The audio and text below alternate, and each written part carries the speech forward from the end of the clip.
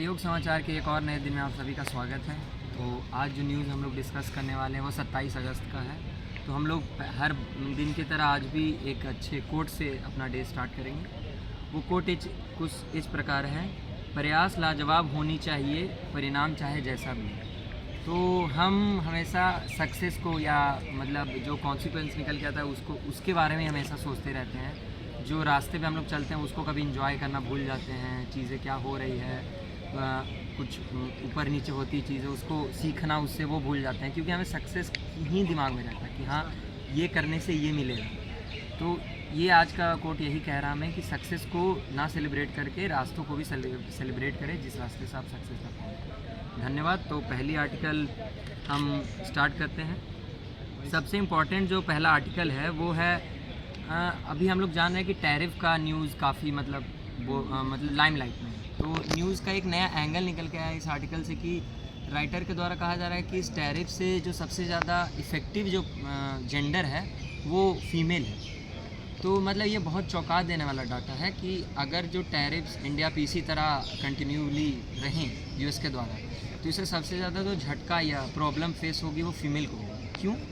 क्योंकि अगर जो आप एक तरह से डाटा को फोकस करें तो उसमें जेम्स, लेदर, फुटवेयर और टेक्सटाइल, तो हम लोग बेसिकली जानते हैं कि ये जितने भी इंडस्ट्रीज़ हैं जो कोर इंडस्ट्रीज हैं इंडिया के, उसमें वुमेन का ही बहुत बड़ा पार्टिसिपेशन है। टेक्सटाइल इंडस्ट्री, अगर जो आप इसका एग्जांपल लें, साउथ में चले जाएंगे तो वहाँ के जितने भी, या हम अपने घर का एग्जांपल लें कि घर के आसपास जितने भी टेलर या कपड़ा सिलने वाले हैं वो ज़्यादा फीमेल रहते हैं, क्योंकि इन चीज़ों में वो इंगेजमेंट उनकी ज़्यादा है, क्योंकि ये एक तरह से नेबरहुड बिजनेस है कि घर के पास ही में और अपने घर से भी आप ये चीज़ें कर सकते हैं। तो इससे टैरिफ के कारण चीज़ें क्या है कि जो प्रोडक्ट्स इंडिया में बनाई जा रही थी वो अब बाहर नहीं जा रहा है, और बाहर नहीं जाने के कारण उन लोग को उनकी जो इंडस्ट्रीज़ है, जिस इंडस्ट्री में वो कॉटेज इंडस्ट्री में वो काम कर रहे थे, उस पर बंद होने का खतरा बहुत बड़ा निकल के आ रहा है। तो उससे क्या है, पहली बात तो हमारे देश में ऑलरेडी वोमेन का परसेंटेज बहुत कम है इन मैन्युफैक्चरिंग में, उसके बाद भी टैरिफ लगने के कारण और परसेंटेज कम गया। तो चीज़ें यही है कि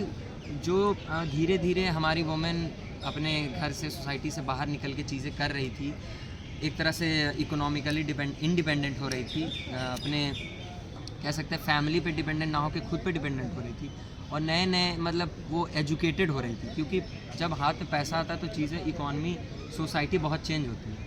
तो सोसाइटी चेंज हो रही थी, लेकिन ये टैरिफ इतना छोटा जो हम लोग को लग रहा था कि टैरिफ हर कोई बात नहीं है, हम लोग झेल लेंगे, लेकिन ये सोशल, इकोनॉमिकल सभी तरीके से, यहाँ तक कि जेंडर इनइक्वालिटी को भी बढ़ा देगा। क्योंकि जो वुमेन्स अब पहले से कॉमनली, क्या पता वो ऐसे होंगे जो मतलब जिनके पति नहीं होंगे, वो अपने बच्चों को खुद ही पढ़ा रही होगी, उनका पढ़ाई रुक जाएगा, इससे मतलब बच्चों को भी खतरा, आने वाले फ्यूचर में उतने जितने भी मदर हैं, सिंगल मदर हैं, उन पे ये चीज़ें आएंगी, बहुत बड़ा डेंजर है। तो ये टैरिफ का एंगल बहुत बड़ा है। हम लोग इसको छोटे एंगल से देखें तो ये मतलब एक तरह से नाइंसाफ़ी हो जाएगी कि नहीं देख पा रहे हैं हम लोग अच्छी तरीके से। तो टैरिफ का एंगल बहुत बड़ा है, और ये आर्टिकल में यही राइटर के द्वारा बताया गया है कि वोमेन जो भी मैन्युफैक्चरिंग इंडस्ट्रीज़ में है उन पर बहुत बड़ा खतरा है, उनसे जॉब छीनने का डर है, और भी काफ़ी सारे ऑलरेडी जॉब छीन चुके हैं। तो अभी जो डाटा निकल के आ रहा है इसमें कि 50 मिलियन लगभग वर्कर को अपना जॉब छोड़ना पड़ेगा, क्योंकि सीधी बात है कि कोई भी इंडस्ट्रियलिस्ट कभी लॉस नहीं सह के काम कर पाएगा। अगर जो लॉन्ग टर्म में उसको कोई लॉस मिलेगी तो वो चाहेगा बेसिकली कि अपने जितने भी एम्प्लॉयज़ हैं उसको फायर करे और पैसा बचाए। तो चीज़ें यहीं जाके फंस रही है कि जब बड़े लेवल पे इतना बड़ा फायरिंग होगा, लोगों को निकाला जाएगा अपने कंपनी से, ऑफिस से, तो इंडिया इकॉनमी को झटका पड़ेगा ही, लेकिन सोसाइटी में भी मिडिल क्लास जो है, क्योंकि मोस्टली जो मैन्युफैक्चरिंग सेक्टर में काम करी हो मिडिल क्लास पे इफेक्ट पड़ेगा, वुमेन क्लास पे इफेक्ट पड़ेगा। तो ये ध्यान रखने वाली बात है। इसमें इस डाटा से एक और बात निकल के आया कि इंडिया अभी 4th लार्जेस्ट इकॉनमी है पूरे वर्ल्ड की, 3rd लार्जेस्ट इकॉनमी की तरफ हम लोग आगे बढ़ रहे हैं। अभी हमारा लगभग ये लगाया गया है कि हमारा 4.19 मिलियन ट्रिलियन डॉलर की इकॉनमी है इंडिया की प्रेजेंट में। अगर जो आगे चल के 5 ट्रिलियन हो जाती है तो शायद हम लोग 3rd लार्जेस्ट इकॉनमी बनेंगे। तो चीज़ें यही है कि 3rd लार्जेस्ट इकॉनमी बन के क्या रियली में हमें इकोनॉमिकली बैलेंस है हमारा सोसाइटी, क्योंकि जो इकॉनमी, जो सर्कुलेशन हो रहा है, मनी का सर्कुलेशन, या जिनके पास बड़ी मात्रा में पैसा है, वो 10% 5% इंडिया के पॉपुलेशन है। तो ये जो विकास हो रहा है वो उन्हीं का हो रहा है, जो मिडिल क्लास है या लोअर मिडिल क्लास है या जो क्लास एकदम नीचे है, डिप्राइव्ड क्लास है जिसको बोलते हैं, वो है। तो वो वही है, उल्टा वो और लोगों गरीबी बढ़ रही है। क्यों बढ़ रही है, इसका डाटा हम लोग कैसे ले सकते हैं? इसका डाटा ले सकते हैं, अभी भारत सरकार के द्वारा 80 करोड़ लोगों को अनाज प्रोवाइड किया जा रहा है। तो ये कोई खुशी की बात नहीं है। अगर जो कोई बोले कि हाँ 80 करोड़ को रोज़ खाना मिल रहा है या महीने में एक दिन राशन पानी मिल जा रहा है सरकार की तरफ से, तो खुशी की बात नहीं, दुखी की बात है। सरकार करीब देश की आधी जनता, अगर जो हम मान के चले कि देश 150 करोड़ आबादी होगी हमारी या 140 करोड़, तो आधे से ज़्यादा जनता को खाना देना पड़ रहा है। यानी वो उस लायक है ही नहीं कि वो खुद से खाना पैसा कमा पाएँ और खाना खरीद पाएँ। तो ये आर्टिकल बहुत मल्टी फैक्टेड है। इसमें पहली बात तो हमें ये पता चला कि टैरिफ से वुमेन को क्या इफ़ेक्ट पड़ेगा। दूसरा, हमारा इकॉनमी बढ़ रहा है तो क्या वो एक लिमिटेड लोगों के फ़ायदा में है या काफ़ी सारे जो क्लासेस हैं उनको फ़ायदा नहीं कर पा रहा है। तीसरा एंगल जो पता करके चला कि इसमें यह है कि फ़ीमेल लेबर पार्टिसिपेशन हमारा अभी, जब ये डाटा निकली तो कोई भी चीज़ न्यूज़ में आती है तो डाटा नहीं निकलता। इंडिया में करीब 30% जो वर्क फोर्स है वो वुमेन के द्वारा, मात्र 30%। यही चाइना में आप देखें तो 60% है, जापान में देखें तो 70% है। अब आप सोचेंगे कि 30% तो ठीक ही है पहले के मुकाबले, लेकिन ये दिक्कत ये है ना कि अगर जो हम देखें कहीं भी डेवलप्ड इकॉनमी को, तो वुमेन अगर जो मैन्युफैक्चरिंग में काम करती है तो वो देश बहुत तेज़ी से बढ़ता है, क्योंकि वुमेन लोग का फोकस मैन से ज़्यादा होता है। बायोलॉजिकली उनके पास एक एज होती है, IQ लेवल में देखें तो वुमेन अगर मैन्युफैक्चरिंग में वो अपना पार्टिसिपेशन जितना बढ़ेगा उससे हमारी इकॉनमी को भी बहुत फ़ायदा होगा। चाइना की इकॉनमी का आप एग्जांपल ले सकते हैं। चाइना की इकॉनमी में अगर जो आप फ़ोन भी मैन्युफैक्चरिंग देखें तो वहाँ वुमेन का बड़ा पार्टिसिपेशन है। तो ये बहुत बड़ा पॉजिटिव नेगेटिव न्यूज़ दोनों है। इंडिया का पहले पॉजिटिव ये है कि हमारी इकॉनमी बहुत तेज़ी से बढ़ रही है। नेगेटिव ये है कि ये बढ़ रही है लेकिन कुछ ही लिमिटेड लोगों के फायदा। दूसरा आर्टिकल हमारा, जैसे कि हम लोग जानते हैं कि इंडिया की इकोनॉमी की सेफ्ड इकोनॉमी है, तो उसका टैरिफ पे क्या इफेक्ट हो रहा है? क्योंकि कई लोगों के पास जो पैसा था वो अभी भी बढ़ता जाएगा कि उस पर कोई इफेक्ट आएगा? टैरिफ से मेरे हिसाब से वही है, जैसे कि हम ट्रम्प के जीतने के बाद उनका एक ट्विटर पे मैसेज आया था हमारे इंडस्ट्रीज का, जो मुकेश अंबानी है, कि हम वहाँ और लोगों को नौकरी देंगे, US के लोगों को हम वहाँ बहुत इन्वेस्टमेंट करेंगे, करीब 10 बिलियन या आसपास। तो चीज़ें यही है कि इंडस्ट्रियलिस्ट से किसी भी पॉलिटिशियन का एक अलग संबंध होता है कंट्री के लेवल पे। डोनाल्ड ट्रंप पहली बात तो बिजनेसमैन है, वो अपना लॉस नहीं चाहेगा। इंडिया के जो बड़े बड़े इंडस्ट्रीज हैं वो उनको चाहेगा किसी तरह से वो उतना भी लॉस ना प्रोवाइड करे क्योंकि उसके भी कंट्री को लॉस हो। लेकिन एक बड़े लेवल पे जो नुकसान हो रहा है वो छोटे छोटे इंडस्ट्रीज को हो रहा है। ये कॉटन, टेक्सटाइल, जो छोटी छोटी कंपनी, MSME बोलते हैं। हाँ MSME है, या जो ऐसी कंपनी जो जिनके एक दो ही बड़े बड़े शॉप्स हैं। टैरिफ लगाए भी गए MSME सेक्टर पे, ना कि जो आयरन एंड स्टील कंपनीज थी या फिर जो और भी बड़ी चीज़ों की मैन्युफैक्चरिंग करती थी जैसे बसेस एंड ट्रक्स, इस पर टैरिफ नहीं लगाया गया। टैरिफ लगाया गया जो वस्त्र उद्योग था उस पर, कुटीर उद्योग था उस पर। तो लेदर, सबसे बड़ा इफेक्ट कानपुर के लेदर इंडस्ट्री पड़ा। दुनिया में भारत सबसे बड़ा लेदर का एक्सपोर्ट है और उसमें सबसे बड़ा एक्सपोर्टिंग करता है हमारा कानपुर। मतलब US में सबसे ज़्यादा कंजप्शन, हाँ कंजप्शन करता है, लेकिन एक्सपोर्ट करने वाला डिस्ट्रिक्ट UP का कानपुर है। लेदर कैपिटल ऑफ इंडिया भी बोलते हैं इसको। तो कानपुर में मतलब एक टैरिफ के कारण कानपुर को इफेक्ट पड़ा। अगर जो आप हमारे अहमदाबाद को जिसको हम लोग बोलते हैं मैनचेस्टर ऑफ इंडिया, उस पर इफेक्ट पड़ा टेक्सटाइल के कारण। यही आप चले जाइए नीचे साउथ इंडिया में, वहाँ भी तमिलनाडु हो गया आपका, तमिलनाडु का चेन्नई हो गया, वहाँ बहुत बड़ा इफेक्ट पड़ा, बेंगलुरु इफेक्ट। तो काफ़ी सारे जो हमारी बड़ी इकॉनमी वाली डिस्ट्रिक्ट्स थी उस पर इफेक्ट पड़ रहा है। और इफेक्ट पड़ रहा है नीचे जो मिडिल जो मतलब इंडस्ट्रियलिस्ट हैं या लोअर क्लास जो है उन पे। मतलब कि जो के सेफ्ड इकोनॉमी वो अभी भी कंटिन्यू रहेगी, उसमें कोई इफेक्ट नहीं आने वाला। उन लोग का बड़े लेवल पे हो रहा है क्योंकि पहली बात तो वो मल्टी फैक्टर, मतलब चीज़ें वो मल्टीटास्क कर रहे हैं कि एक कंपनी उनकी निर्भरता नहीं है। अगर जो वो कॉटेज इंडस्ट्री हैं तो उनका वो स्प्राइट भी बना रहे हैं, नमक भी बना रहे हैं, तेल भी बना रहे हैं। अगर जो आप टाटा का एग्जांपल लें तो सॉफ्टवेयर से लेकर हार्डवेयर हर तरफ वो घुस रहा है। सेम अंबानी का भी एग्जांपल हम ले सकते हैं। तो यही चीज़ें उनके पास मल्टी सेक्टर में, मल्टी सेक्टर उनका इंडस्ट्री है। लेकिन जो छोटे छोटे इंडस्ट्रीज़ हैं, जो जैसे अब कोल्हापुरी चप्पल, तो कोल्हापुरी चप्पल ही बना रहे हैं। और बड़े जो इंडस्ट्रीज़ हैं उनके पास ऑप्शंस होते हैं, जैसे कि अभी हमने न्यूज़ पढ़ा था कि जो कपड़ा इंडस्ट्री है, जो भी बड़े उद्योगपति हैं कपड़ा में, उन्होंने शिफ्ट करना शुरू कर दिया बांग्लादेश में फिर से अपना जो इंडस्ट्रियल सेटअप है, क्योंकि बांग्लादेश के पास बांग्लादेश के ऊपर अभी भारत की अपेक्षा कम टैरिफ लगा हुआ है। तो वहाँ का सामान ज़्यादा चांस है कि वहाँ मेड इन बांग्लादेश जिस पे लिखा हो वो ज़्यादा बिके अमेरिका में। जैसे आप मानेंगे तो आपको लगता होगा कि बड़े बड़े हमारी इंडिया कंपनी सिर्फ इंडिया में उनका हेडक्वार्टर होगा। ऐसे बहुत सारी कंपनीज है जिसको बाहर देश में जो अपनी हेडक्वार्टर को रखते हैं। इंडस्ट्रियलिस्ट मोस्टली प्रॉफिट बेस्ड होते हैं, उनका काम है सीधा प्रॉफिट पे ध्यान देना। अगर जो किसी इकॉनमी पे झटका पड़ा उनका सीधा तो यहाँ से कहीं और अपना सिटीजनशिप चेंज करना, वो मेक इन इंडिया फॉलो नहीं कर रहे। एप्पल का एग्जांपल देख सकते हैं। एप्पल ने अपने पूरे बिजनेस को अलग अलग भागों में बांट रखा है। अगर चाइना की तरफ से प्रेशर बनेगा तो उत्पादन इंडिया में बढ़ा देंगे, और इंडिया की तरफ से बढ़ेगा तो उत्पादन चाइना में बढ़ा देंगे। दूसरा एंगल इसका ये भी है कि मतलब दूसरा एंगल इसका सबसे बड़ा ये है कि इंडिया के जो कंपटीटर्स हैं, जो मतलब चीज़ों में सेक्टर में इंडिया आगे थी, जैसे हमारे वियतनाम हो गया, वो भी टेक्सटाइल में है, फिर अभी टूरिज़्म में वो भी आगे बढ़ा, तो उन एक अल्टरनेटिव मिल जाएगा यूरोप और यूएस। क्योंकि यूएस हमारे पे टैरिफ लगा रहा है, उस कंपैरिजन में चाइना पे नहीं लगा रहा है, उस कंपैरिजन में वियतनाम पे नहीं लगा रहा है, थाईलैंड पे नहीं लगा रहा, तो वहाँ की इंडस्ट्रीज़ को सपोर्ट मिलेगा और इंडिया की जो इंडस्ट्री है वो नहीं चलेगी। बाकी का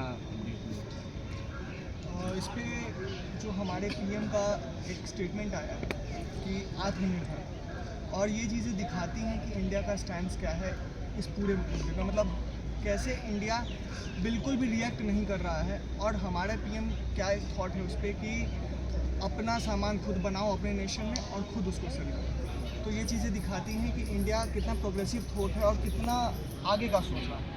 दूसरी चीज़, इसके साथ साथ हमें ये भी कहा गया है कि H1B वीज़ा, ये बहुत अच्छे से ध्यान दीजिएगा, लिख भी लीजिएगा, कई एग्ज़ाम्स में इसका क्वेश्चन आ चुका है इससे लेकर। तो पहले तो आप लोग को पता होना चाहिए वीज़ा और पासपोर्ट में अंतर क्या होता है। कितने लोग को पता है? यहाँ पे सबको पता होना चाहिए, सबको पता है ना। तो जो मैं बता देता हूँ, वैसे जो पासपोर्ट और वीज़ा दो चीज़ होती हैं। पासपोर्ट जो है वो आपको अपनी ही कंट्री का जो होम मिनिस्ट्री होता है वो आपको इशू करता है ताकि आप कहीं भी ट्रैवल कर सकें। और वीज़ा, जिस कंट्री में आप विज़िट करना चाहते हो, वहाँ रहना है आपको, तो वो कंट्री आपको इशू करती है वीज़ा, ताकि आप अप्रूवल, एक तरीके से अप्रूवल आप उसको कह सकते हो, आप वहाँ जाके डिसाइड कर सकते हो, रह सकते हो, काम कर सकते हो। तो वैसे ही अमेरिका का एक वीज़ा है जो ग्रांट किया जाता है, H1B वीज़ा। H1B वीज़ा देखिए, सबसे ज़्यादा जो अमेरिका में इंडियंस को जो वीज़ा अलॉट किया जाता है वो है H1B वीज़ा। तो कहा गया है कि अगर इंडिया ये टैरिफ वॉर में अगर कोई भी रिएक्शन नहीं देता है तो आगे चल के अमेरिका जो है वो H1B वीज़ा पे भी कुछ ना कुछ एक्शन ले सकता है। तो ये आप लोग जान लीजिए, लिख लीजिए कि H1 वीज़ा जो है, H1B वीज़ा जो है स्किल्ड वर्कर्स जितने भी होते हैं, जो IT सेक्टर में हैं या फिर किसी सेक्टर में है, जो काम करते हैं इंडियंस, जो अमेरिका में जाके काम करना चाहते हैं, उनको इशू किया जाता है। स्टूडेंट्स, जो भी स्टूडेंट्स यहाँ से जाते हैं अमेरिका पढ़ने, उनको J1 वीज़ा अमेरिका का इशू किया जाता है। और वहाँ पे जो लोग रह रहे हैं, जो H1B वीज़ा लेके जो अमेरिका गए हैं, उनकी फैमिली जो है उनको वहाँ पे H4 वीज़ा लेके वहाँ पे फैमिली उनकी रह सकती है। तो ये चीज़ें आपको देखनी है कि मतलब कैसे, अगर आप टैरिफ, मतलब एक टैरिफ से शुरू हुआ चीज़ अब इंटरनेशनली कैसे वो वीज़ा पे पहुंच रहा है, मतलब उस पर भी धमकी थ्रेट्स मिल रहे हैं कि अब इस पर भी हम कुछ एक्शन ले सकते हैं। बेसिकली ये वीज़ा जो है, मतलब अगर जो हम देखें तो यूएस हमेशा एक तरह से जो भी लोग एजुकेटेड या कह सकते स्किल्ड हो जाते हैं, हाँ, क्योंकि ऐसे भी यूएस को कहा जाता है ड्रीम, हर किसी का एक तरह का ड्रीम नेशन है वो, कि वहाँ जाके हम नौकरी करें, वहाँ सिटीजनशिप ले लें।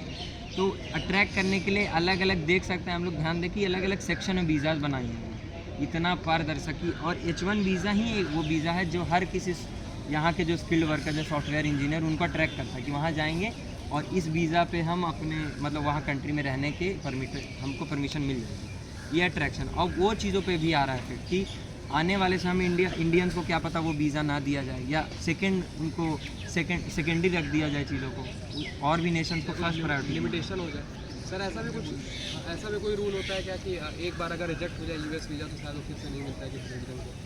इस पे हम अभी बेसिकली नहीं कमेंट कर सकते, क्योंकि अभी उस पर रिसर्च नहीं। अभी एक चाइनीज़ आई थिंक प्रोफेसर थे जिन्होंने बात की थी H1B वीज़ा पे। उन्होंने कहा था कि अमेरिका का ये सबसे बड़ा हथियार है कि वो दुनिया भर के दिमाग को समेट के यहाँ रखता है, और आज जब H1B वीज़ा को छोड़ करके वहाँ के जो लोग हैं इंडिया आ रहे हैं वापस, और चाइना जा रहे हैं, और फिर अमेरिका देखता है और यूरोप देखता है कि अब सिलिकॉन वैली इंडिया में, सिलिकॉन वैली चाइना में, तो they are surprise to see that.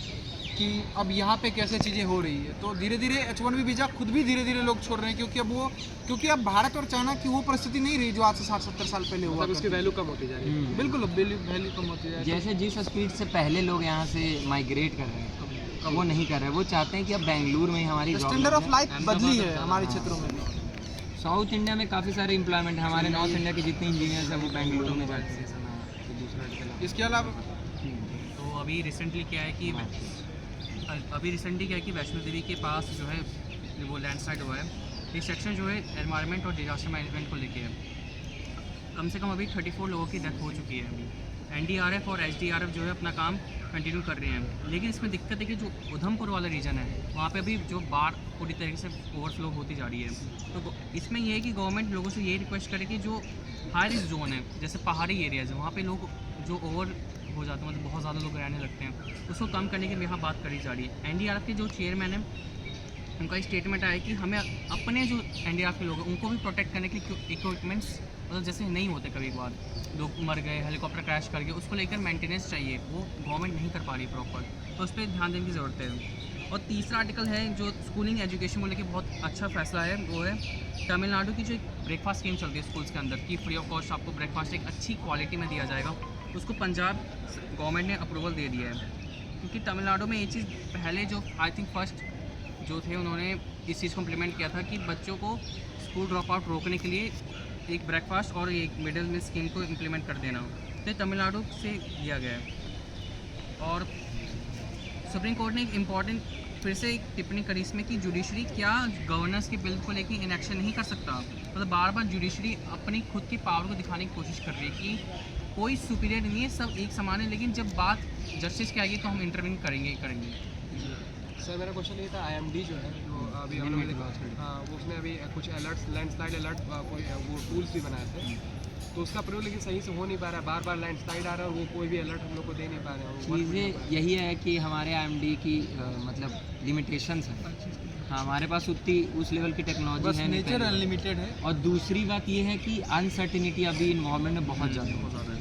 अगर जो आप इस टाइम का मौसम देखें, बेसिक एग्जांपल ले, तो अभी ठंडा, बरसात, गर्मी तीनों साथ चल रहा है।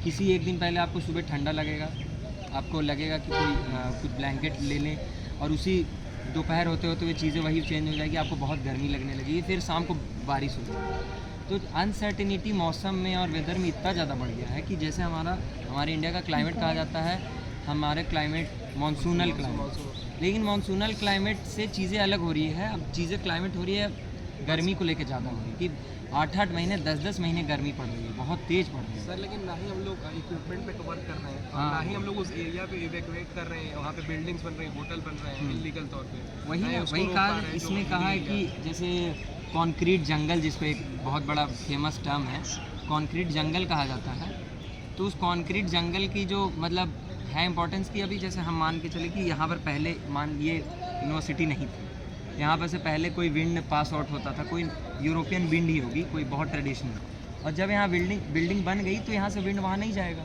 चीज़ें यही है कि वहाँ तक हवा नहीं पहुँचेगा, हवा नहीं धीरे पहुँचे, वहाँ की पूरी वातावरण बदल जाएगा। तो हम लोग जो कंस्ट्रक्शन कर रहे हैं, इंफ्रास्ट्रक्चर हमारी डेवलप हो रही है, वो सस्टेनेबल, हमेशा वही दिमाग में आता है, सस्टेनेबल है कि नहीं लॉन्ग टर्म में इन्वायरमेंट के लिए। और वही अभी जो वैष्णो देवी में हुआ कि पहाड़ों, जो हमारी जो पहाड़ एरिया जैसे नॉर्थ ईस्ट हो गई, हमारा जो कश्मीर वाला एरिया हो गया, वो बहुत सेंसिटिव जोन है। वहाँ पर कोई भी डेवलपमेंट करने से पहले हमें लाखों बार सोचना चाहिए, क्योंकि लैंडस्लाइड बहुत फ्रीक्वेंटली होता है वहाँ, पहले ही वहाँ बहुत फ्रीक्वेंटली, और वहाँ पर रोड बना रहे हैं, बड़े बड़े ब्रिज बना रहे हैं, होटल्स बना रहे हैं, मतलब वहाँ लेविश लाइफ आप चाहते हैं।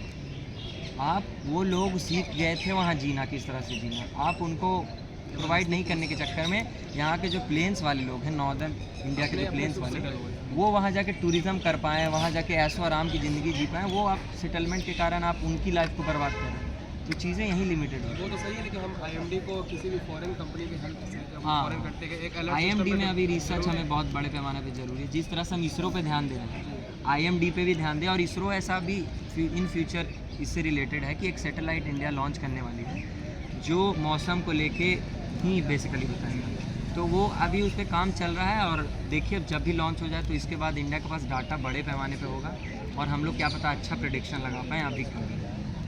दूसरा जो सबसे एक यूनिक आर्टिकल है लास्ट आर्टिकल, उसमें यही है कि आप लोग ने अलग अलग प्रकार का पॉल्यूशन सुना होगा, लेकिन लाइट पॉल्यूशन किसी ने नहीं सुना होगा कि लाइट भी कभी पॉल्यूशन कर सकती है। पहले के समय में आप हम लोग तो मतलब नए जनरेशन है, हमें वो दिन नहीं देखा हुआ कि भाई वो देखे होंगे, काफ़ी सारे लोग गाँव में होंगे तो डिबरी जल रही है दोपहर, या जुगनू बंद करके रखा हुआ एक डिब्बे में, या जुगनू उड़ रहा है तो चमक रहा पूरा एरिया।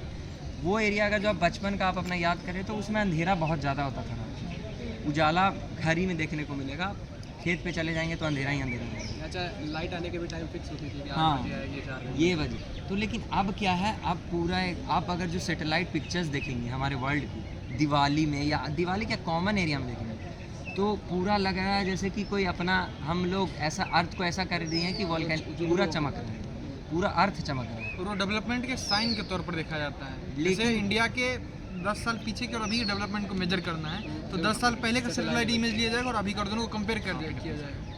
लेकिन इसका नेगेटिव ये पढ़ के आ रहा है कि जैसे जो पेड़ जिनको आदत थी उस टाइम के, जैसे सनलाइट से वो अपना भोजन बनाते हैं, तो हमारा क्या है कि अभी ऐसा ऐसा बल्ब भी आ गया जो सनलाइट की तरह रोशनी देता है, या उस तरह जैसे आप ये ध्यान देते होंगे स्टडी लाइट, तो स्टडी लाइट का क्या है, सन की तरह उसकी रोशनी होती है। तो उससे क्या है कि पहले बात इन्वायरमेंट पर असर पड़ रहा है, प्लांट जिस तरह से उनका रिदम था, बायोलॉजिकल प्रोसेस उनका जो टाइम था उनके अपने आप में वो बहुत चेंज कर रहा है। दूसरा, नेविगेशन में प्रॉब्लम हो रहा है चिड़ियों को, क्योंकि उनको आदत है कि एक समय के बाद रात हो गई उनको सोना है, लेकिन उनको थोड़ी ना पता कि हमने लाइट जला दी, उनको ऐसा पता चलता है कि नेचर के द्वारा लाइट की, तो वो जो पूरा नेचुरल साइकिल था हमारे पास वो डिस्टर्ब हो रहा है। और हमें खुद भी दिक्कत, जैसे आप अगर जो तितलियों का एग्जांपल हम लोग ले सकते हैं, लाइट जलती है। और सबसे बड़ा इधर मैंने एक रिसर्च पढ़ा था, उसमें जुगनुओं की बात की जा रही थी कि जुगनुओं की प्रजाति विलुप्त होने वाली है, क्योंकि जो मेल जुगनू होते हैं उनके पीछे हम देखते हैं कि एक लाइट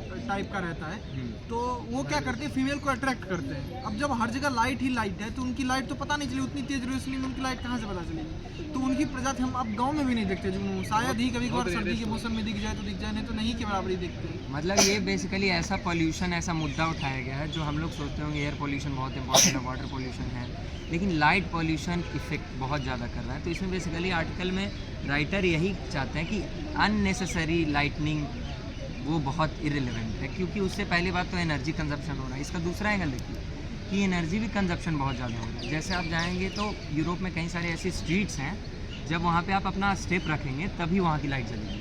जैसे जैसे आपके स्टेप्स बढ़ेंगी वहाँ स्ट्रीट लाइट जलते जाएंगी, आप जब पीछे छोड़ के जाएंगे पूरा लाइट वो बुझ जाएगा, खुद ही ऑफ हो जाएगी ऑटोमेटिक आपके स्टेप करने से होगा। तो ये टेक्नोलॉजी का हम पहली बात तो पॉजिटिव वे में ले सकते हैं इंडिया के में, और काफ़ी सारे IITs ने भी ये चीज़ें डेवलप की।